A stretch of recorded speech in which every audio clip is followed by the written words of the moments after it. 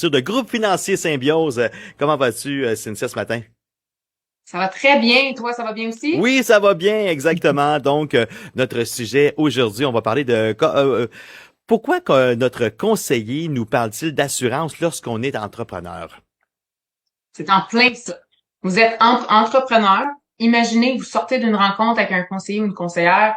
Vous pensiez parler de vos placements, de Oui. votre croissance, de votre entreprise, peut-être de fiscalité ou de retraite.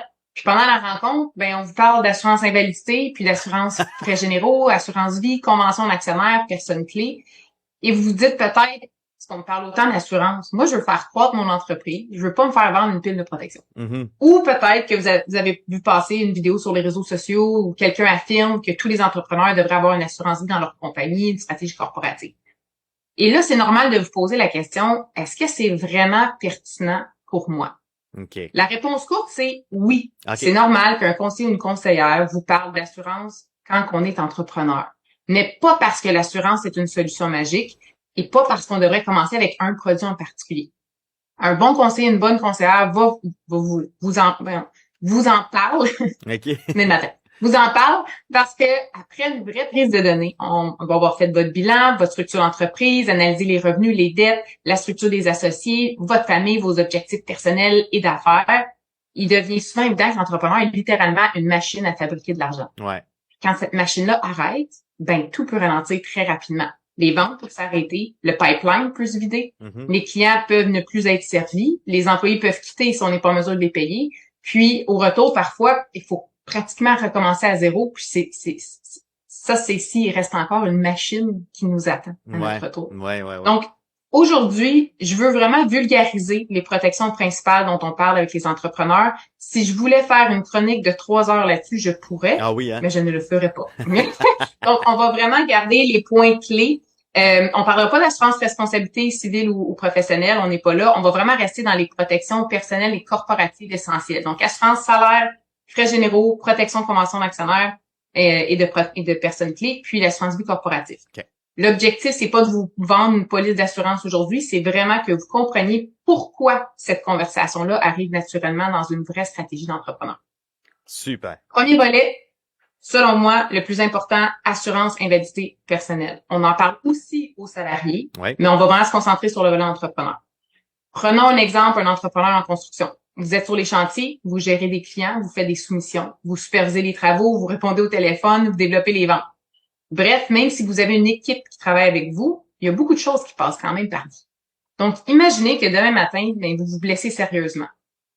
Peut-être pas assez pour mettre la vie en danger, mais assez pour pas être capable de travailler à pleine capacité pendant 6 mois, 1 an ou plus. Mm-hmm. Votre hypothèque personnelle, elle continue. Oui. L'épicerie, elle continue. Ouais. Les paiements de voiture, ça continue. Les dépenses familiales, dépenses en lien avec les enfants, tout ça continue. Puis, contrairement à un salarié qui pourrait avoir un régime collectif, je dis bien pourrait, mais les entrepreneurs ont pas de régime collectif pour remplacer leurs revenus. Ouais. Puis c'est là que l'assurance invalidité personnelle entre en jeu, l'assurance invalidité salaire. Son rôle est simple, on remplace une partie de votre revenu si vous êtes incapable de travailler à cause d'une maladie ou d'un accident. Donc, c'est une protection pour votre niveau de vie, c'est aussi une protection pour votre famille. Parce que l'objectif, c'est pas seulement de survivre financièrement, c'est aussi de vous donner le temps de récupérer sans être obligé de vendre des actifs, vous endetter ou prendre des décisions sous pression. Okay. Prenons l'exemple d'une machine essentielle sur un chantier. Votre excavatrice tombe en panne, la principale. Mm-hmm. Vous savez que le chantier va être retardé, vous allez vouloir la réparer, la remplacer, trouver une solution rapidement, parce que sans elle, la production ralentit. Mais comme entrepreneur, la machine la plus importante, c'est vous. Votre capacité à générer du revenu, c'est un actif qui est précieux, ça mérite d'être protégé.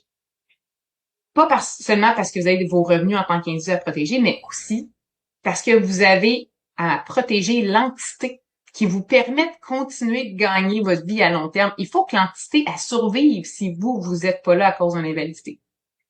Et c'est là que ça m'amène à vous parler de l'assurance frais généraux, qui est la protection de l'entreprise pendant votre absence. Donc ici, on ne protège pas le revenu personnel de l'entrepreneur, on protège vraiment l'entité, l'entreprise. Parce que si vous devenez invalide, vos dépenses personnelles continuent, oui, mais les dépenses dans l'entreprise aussi. Donc les loyers commerciaux, les salaires, les paiements de prêts, les logiciels, les assurances, tous les frais fixes, les fournisseurs. Même si vous êtes plus capable de travailler, l'entreprise, elle, continue de coûter quelque chose pour opérer. Donc, l'assurance frais généraux sert justement à couvrir certaines dépenses fixes obligatoires de l'entreprise pendant l'absence prolongée. Puis l'objectif, c'est vraiment qu'il reste quelque chose à gérer au retour. Il faut qu'il nous reste une entreprise quand on vient. Oui, oui. Donc, un entrepreneur peut se rétablir physiquement, mais revenir dans une entreprise qui est affaiblie, qui a perdu des employés, qui a perdu des clients, qui a plus de pipeline, qui a plus de liquidité, puis qui a plus vraiment de valeur, c'est autre chose. C'est ça. Donc, en plus, pour un entrepreneur qui travaille seul ou un partenariat avec pas beaucoup d'employés, le risque est vraiment concret. Ouais. Donc, si vous êtes absent longtemps, les frais fixes peuvent gruger littéralement l'entreprise. Si l'invalidité devient prolongée, l'assurance peut aussi donner le temps de décider. Est-ce qu'on garde l'entreprise ouverte? Est-ce qu'on la vend? Est-ce que je la ferme? Si je la vends, est-ce qu'elle vaut encore quelque chose sur papier autant que ce que j'ai investi en temps ou en ressources pour la construire? Donc, vraiment, l'assurance frais généraux, c'est une protection de continuité. Elle ne sert pas à vous enrichir, elle ne sert pas à vous sortir un revenu. Ça sert à maintenir le bateau à flot, puis éviter que l'entreprise s'érode pendant que vous êtes déjà dans une situation difficile. Une particularité bien importante, c'est que quand la stratégie est bien montée, la prime, donc le coût de cette protection-là, peut être déductible d'impôt pour l'entreprise parce que c'est vraiment une dépense pour protéger l'entreprise. Donc, au net, ça devient peu cher à payer pour protéger sa business. C'est bon, ça. Le troisième volet essentiel, c'est l'assurance pour protéger votre convention d'actionnaire. C'est vraiment essentiel si vous avez des associés. Donc, c'est l'assurance vie qui est liée à une convention d'actionnaire. Ici, je vais être vraiment direct. Si vous avez des associés, la discussion devrait faire partie des priorités. Il faut avoir une convention d'actionnaire. Il faut qu'elle soit bien faite. Il faut la mettre en place quand tout va bien, quand il n'y a pas de conflit, quand personne est malade. C'est ça. Pas après un décès. Quand tout va bien, les gens sont rationnels, calmes, capables de prendre les bonnes décisions. Maintenant, on imagine, mise en situation, on a deux partenaires d'affaires, mettons, deux frères qui détiennent des immeubles à revenus ensemble, soit au personnel ou dans une incorporation. Ils ont bâti cette entreprise-là ensemble, ils détiennent des biens immobiliers communs. Un des deux décède. Qu'est-ce qui arrive aux actions ou aux parts de l'autre? Ouais. Sans structure claire, ces parts vont se retrouver entre les mains de ses héritiers. Donc, là où la conjointe, les enfants, la famille. Donc, ce qui fait en sorte que le partenaire survivant peut se retrouver copropriétaire avec des gens qui ne connaissent peut-être pas l'immobilier ou l'entreprise, qui ont pas nécessairement d'intérêt là-dedans, qui ont jamais travaillé dans l'entreprise. Peut-être quelqu'un qu'on aime bien, mais avec qui qu'on voudrait pas nécessairement être en affaires. Oui. Peut-être aussi, ça serait quelqu'un qui voudrait simplement récupérer la valeur de ce qui lui revient le plus rapidement possible. Oui. C'est pas nécessairement de mauvaise foi, mais ça devient quand même une situation qui est extrêmement délicate. Tu sais, vous l'aimez beaucoup, votre frère, mais est-ce que vous auriez envie de gérer des immeubles avec votre belle-sœur? Oh boy! C'est ça peut donner délicat. C'est mieux. Donc, l'assurance vie, oui, vas-y. Non, mais c'est mieux des fois avec la belle-sœur qu'avec la belle-mère. Mais ça, je dis ça comme ça. Ah, ben ça, moi, je m'embarque pas là-dedans. Moi, j'ai une excellente belle-mère, fait que moi, je peux pas me Non, je fais des faces. Mais, tu sais, dans le fond, l'assurance vie, là, ça peut donc vraiment servir à financer le rachat des parts ou des actions de propriété aux héritiers. Donc, concrètement, le partenaire survivant va avoir la liquidité nécessaire pour racheter les parts à leur juste valeur marchande. Donc, les héritiers reçoivent leur argent, ne sont pas perdants. Le partenaire conserve plutôt le contrôle de l'entreprise sans avoir eu à sortir de ses actifs personnels, s'endetter d'un bord pour s'enrichir de l'autre.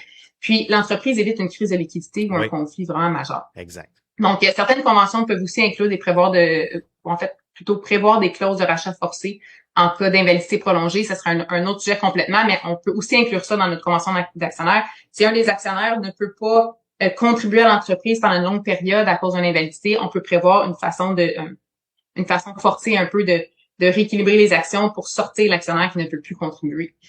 Encore une fois, l'idée, c'est pas être pessimiste, c'est vraiment juste de réfléchir, protéger tout le monde pendant que les relations sont bonnes puis que tout le monde est capable physiquement de contribuer à l'entreprise. Quatrième volet, l'assurance pour personnes clés. On pense souvent que seulement le propriétaire doit être protégé dans une entreprise, mais c'est faux. Okay. C'est pas, des fois, il peut y avoir une autre personne qui est financièrement essentielle. Par exemple, votre meilleur vendeur. Vous avez une personne qui génère 75, peut-être même 100% des ventes. Ou un employé technique qui est très rare, difficile à remplacer, qui a une capacité ou une compétence que seulement lui a. Ou ça peut être une personne qui détient des relations majeures avec les clients. Si cette personne-là tombe gravement malade, décède ou devient incapable de travailler, l'entreprise peut subir un choc financier important.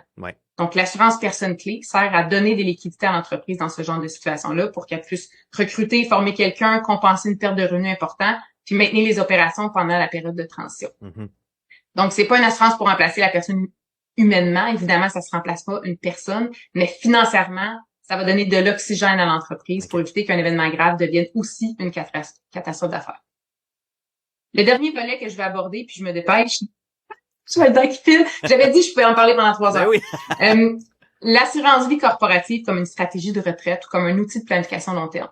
Puis ici, je veux vraiment mettre une nuance importante. C'est souvent, je vous en parle en dernier, c'est pas pour rien, mais c'est souvent le concept le plus populaire sur les réseaux sociaux ou celui dont on va vous parler en premier dans une rencontre avec un conseiller. Mm-hmm. On va passer les vidéos sur l'assurance vie dans une compagnie, des valeurs de rachat, l'infinite banking, les stratégies fiscales, les comptes de dividendes en capital. Oui, ça existe. Et oui, dans certains cas, l'assurance vie corporative peut être un outil très puissant. Mais c'est pas la première étape.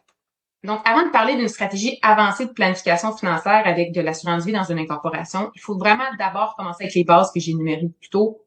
Est-ce que le revenu personnel est protégé? Est-ce que l'entreprise peut survivre à une invalidité? Est-ce que la convention d'actionnaire est faite? Puis est-ce qu'elle est protégée? Est-ce que les personnes clés sont protégées? Oui, là, parfait. Là, on peut passer à la prochaine étape, parler des stratégies plus avancées.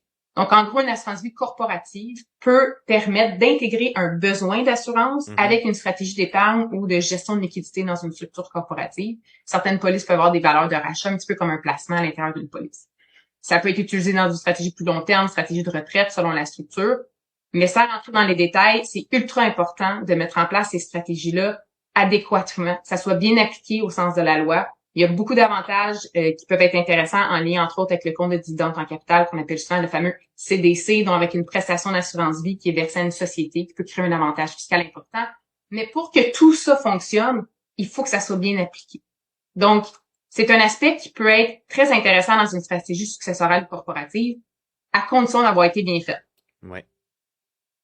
Ce qu'il faut retenir aujourd'hui, c'est que si votre conseiller vous parle d'assurance, après une prise de données complète, c'est pas anormal. Au contraire, c'est un signe qu'on regarde vraiment votre situation dans son ensemble puis qu'on comprend la réalité de l'entrepreneur. Parce qu'un entrepreneur, c'est pas seulement quelqu'un qui possède une entreprise. C'est souvent la source principale de revenus. C'est le moteur des ventes. C'est la personne qui prend des décisions, qui porte le risque. Et souvent, l'entreprise représente une grande partie de la valeur du patrimoine familial. Ben oui.